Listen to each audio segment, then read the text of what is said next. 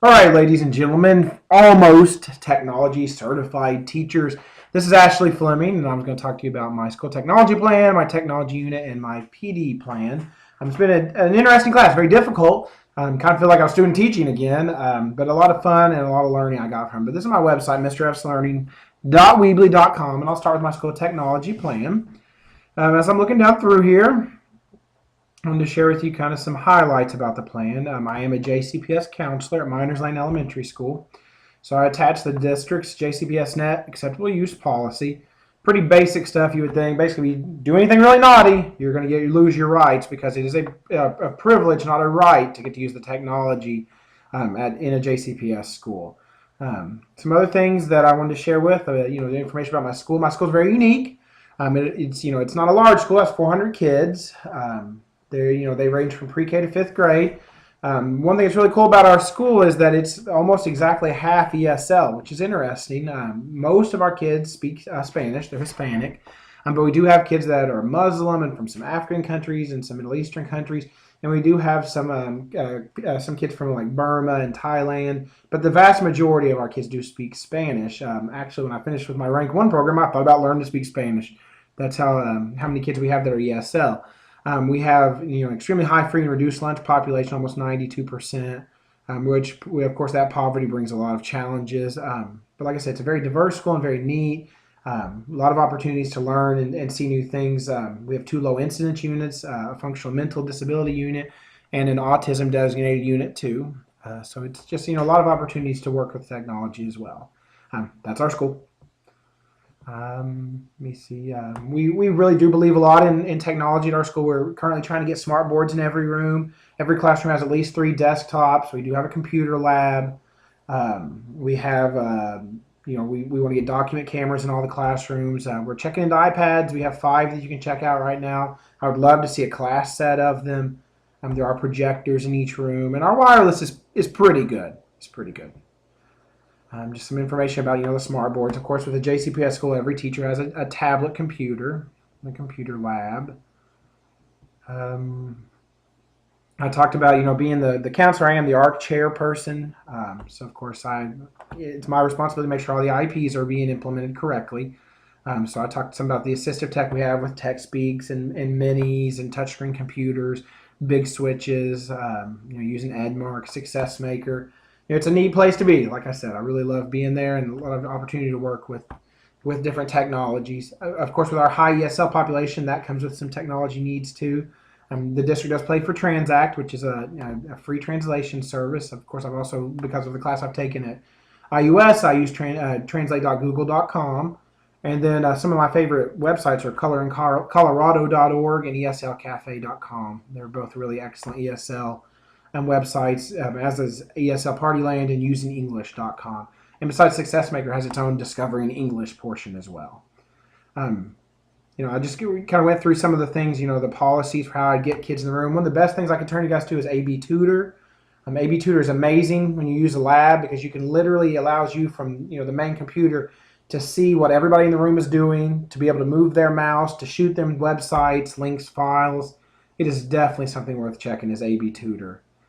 Like I said, our internet is pretty good. Our STC in the building, our computer teacher, he coordinates it, but he does call MIS or CES from the district teams that can come in to fix things if things get down to. They deny it, but of course it does get shady when it rains. Some of the big needs I was hoping to do is just really get more of the Web 2.0 tools into people's hands and the apps. Getting our smart boards up, get those document cameras out there, and just really work with the kids more with technology. Just investing those funds into building that technology and finishing the things we've been trying to drive towards. But that's pretty much it for my technology plan. But if you come to my website, you can also download the plan and get the files directly from I Use the Box too. All right, so we'll move into my PD plan.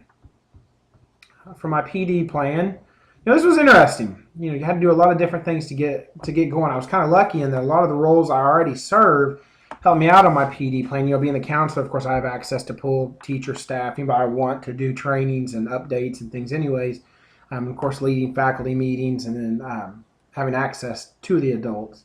But I also serve as the elementary counselor's technology liaison for the district, and I monitor the counselor's wiki space, which has all the resources for counselors on there, so I was able to talk about that. This is my name right here if you can't see it. But if you're ever interested in counseling, great things on there for counselors. Anytime we come up with new ideas, we plug it on there. I wanted to share with the staff and with others about using things like Poll Everywhere and the clickers. For multimedia tools, I use a lot of YouTube videos. I've done a lot with digital storytelling. I'm a huge fan of screencasts. I actually send these out district-wide for counselors, especially elementary counselors, and I send them to the staff. I make screencasts of the things I've learned to do.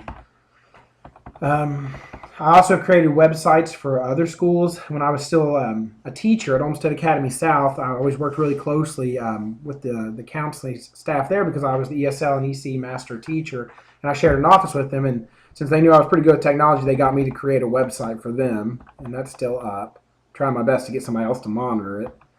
I'm working with other countries. That was interesting. It was difficult to do. If I could give one piece of advice from this, I would say use the Skype for Education. It was amazing to me how quickly you can get in contact with somebody from around the world.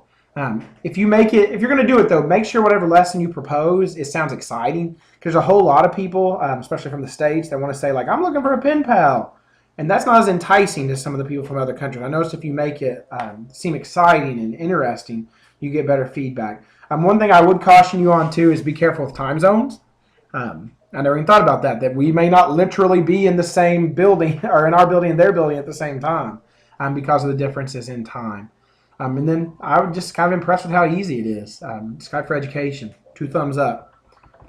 All right, let me see what else we got. I use Twitter to share a lot of information. It's very easy to get out there. I also use a lot of the Pinterest to get in there to see other things. It sounds kind of girly, but I'm a huge fan of Pinterest now. I use it all the time. Even to just look for things to use in my guidance. It was kind of neat when I was looking on there because some things I already had that I didn't even look for was literally from Great Britain. I mean, I had no idea. That's how connected we are in the world. Is that some of the things I was already using came from an international source. But it's really something interesting you should look into too, especially that Skype for Education. It is just shocking how well you can get in there.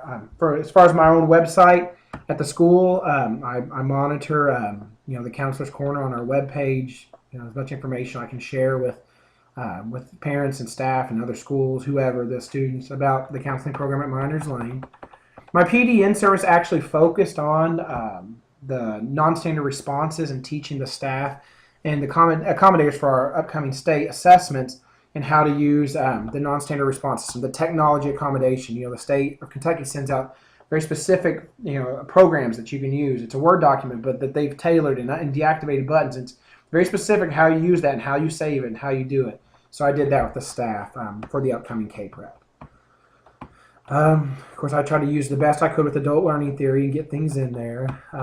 It was interesting. The other thing I did was wrote a letter to our school board member, Linda Duncan, who is an incredible lady, to try to get some more funding to complete our technology needs that I saw based off of the earlier programming. So I'm hoping that'll go through, but I'll let you guys know. For time's sake, I'm going to go ahead and move on to go over my unit. I had so much fun with this unit. Being the counselor, of course, I wanted to relate to what I was doing with counseling. So I did cyberbullying, which we've actually been having some trouble with at my school anyways. Talked about the standards that I use. Luckily, by doing a true digital communication system and programming, I was able to use a lot of the standards. For a pre-assessment, I did a Google Form survey. I plugged it right onto my website. And then, of course, with that AB Tutor, I'm telling you, AB Tutor is awesome. When I was in the lab, I could shoot it directly to the kids' computers. They submitted the survey, got the results immediately. It was shocking to me. A lot of them knew that, something about cyberbullying. But there were some very low things as far as, students showing me why or why not they should do things, or is it truly illegal. It was kind of surprising to me that they didn't know some things. But if you haven't ever used the Google Forms, you can export it into the results into a document that gives you the results. And it's instantaneous. It's amazing. I use the document camera, smartboard, Google, the internet, graphics, videos, Web 2.0 apps, Google Forms, Skype, desktop computer labs, AB Tutor, ReadWrite Gold, Alpha Smarts. I was able to incorporate a whole lot of technology. Just some pictures of that. I used BrainPop, StopBullyingNow.gov, YouTube videos. I mean, the kids loved it. They really did incredible things with it. One of the sites I've always used to talk about cyberbullying, just found out, is from the UK. I thought that was kind of interesting too. It is truly a small world. And I'll tell you this, my favorite lesson that I did, hands down, was the Skype lesson. We Skyped with an STLP, a technology leadership program group, and their teacher from a middle school across town. My kids loved it. I mean, they just were blown away with the fact that they could, sit in our classroom, reach beyond those four walls, and work with somebody from another school. It was amazing.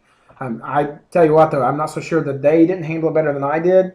We talk about them being digital natives and us being, learning it as we go. I could see that because I literally want to just wave my hand to be like, oh, can you really see me across town? You see me doing this and doing all these things?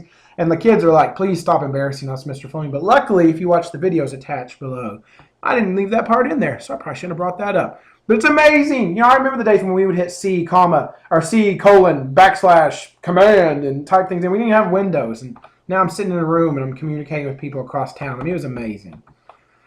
Lesson 1, I used an Animoto preview that I created. I was able to do the pre-test. Then I worked into I did 6 lessons. The meat of it, getting with the BrainPop, reading the story, Bully Beans, going through the document camera, student discussions. It was really fun. Like I said, then we Skyped on lesson 3, watched a StopBullying.gov cyberbullying video.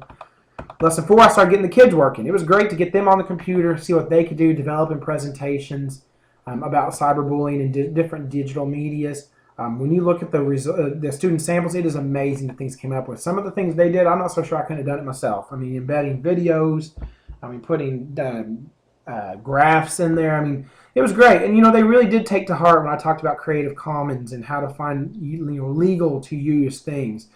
They really tried their best with that. And I was impressed with the fact that they really did use that Creative Commons website to try to find things. I'm not saying they're all perfect, but they really did try to find things that were not pirated. Now I let them present, and then at the end we retook the original test as a post-test to see if they improved. They did. It was kind of shocking to me how well they did. I guess I'll get down to that in a minute. During the lesson, too, I let the kids that usually use Read Write Gold use Read Write Gold, and I let the kid during the more me talking portions type his notes on the AlphaSmart. Luckily, they use those daily, so I didn't really have to point them out too much. I did also collaborate with the ESL teachers in the building to make sure that background vocab was taught ahead of time too, so they came in ready. I can't give enough for collaboration. For that post assessment, I was glad to see the scores greatly rise from like the 16s and the 30s and the 40% to the 70s at the lowest, 80s and 90s, and even 100% on scores. So they really did learn. So I was really impressed with them that they were able to do that. One last thing I am going to say, and I know I'm over time, so I apologize if you're still watching this. And thanks so much for watching it.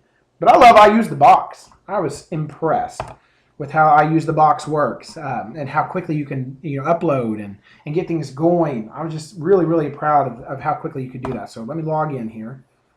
And hopefully I can show you guys some of the work samples because I really, really enjoyed what they did as kids. And you gotta love I Use their passwords. Oh, that's nice. Okay, well, I'm gonna have to look at that again. Right? Let me see here.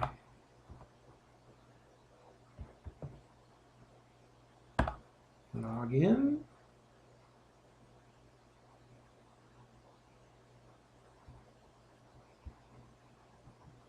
All right, there we go.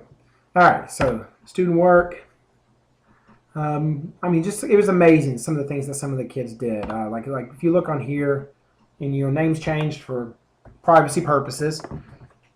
But if you look at some of the work they did, I was just so impressed that they were able to incorporate things like, the pictures, neat facts, photos that were not pirated, videos that they found that they were legally able to use. Facts on what they would do if they were being bullied. It really was. It was really neat. And I'm about to run out of time, so I better quit. But I just want to let you guys know that it's been a great program to go through. Lots of cool things to use. Lots of technology out there. I don't think I could ever share with you guys enough. But some of the great things I learned, Skype, it's amazing. Use it with the kids. Use it worldwide.